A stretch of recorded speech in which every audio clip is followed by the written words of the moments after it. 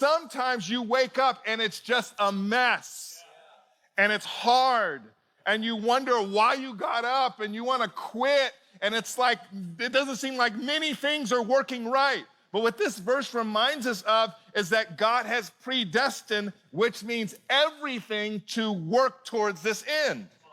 Now, what's interesting is one of the most popular verses in the New Testament is a verse that comes before this, which is hardly ever attached to this verse, which is ridiculous.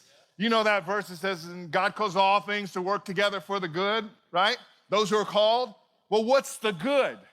This is the good.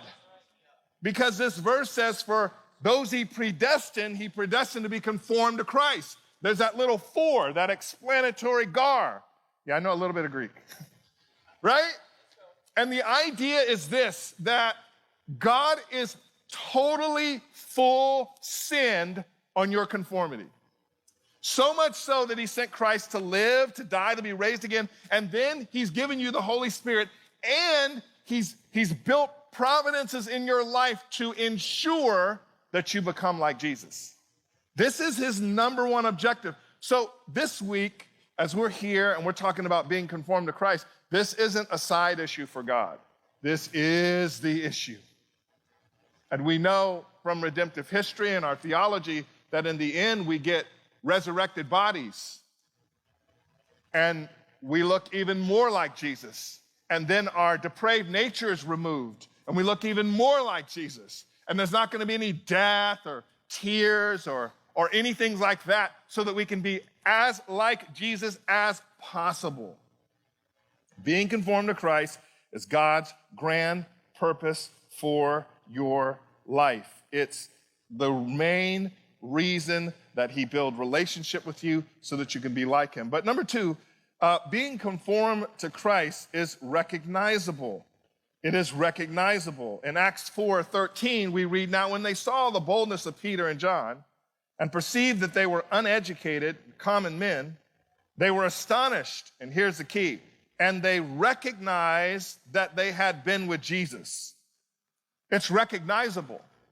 Now here, brothers and sisters, I want to ask you to think a little bit with me, because one of the things I'm going to mention later is that our Christianity can become very transactional in the sense that almost like it is here in Lower Manhattan, like you're working at a hedge fund where you're into acquisitions. And you can acquire knowledge and beliefs and behaviors, and those can be good things, but only so much as they contribute to you being more like Jesus. These men were uneducated and they weren't the pick of the litter, but yet they could recognize that they had been with Jesus. When I was in California, I was pastoring a church, and my elders one time, they took me to this restaurant. It was a Thai restaurant called Nop Gao. And we went to Nop Gao, and we ate Nop Gao, and I ate all the spicy food. And when I came home, my wife says, you smell like garlic, like really bad. And we go to Nop Gao and then have elders meetings and lock ourselves in this room. And when the room would open, it'd just be like garlic. Now, I hate garlic, but I was being a good Christian, going along with my elders doing this. But we would reek of garlic. Just it'd penetrate everything. And it got into my biography of Spurgeon smelled like garlic. This is like bad. Clothes, everything, it just penetrated. These men were recognized as being with Jesus. When you're conformed to Christ, it's recognizable. Like you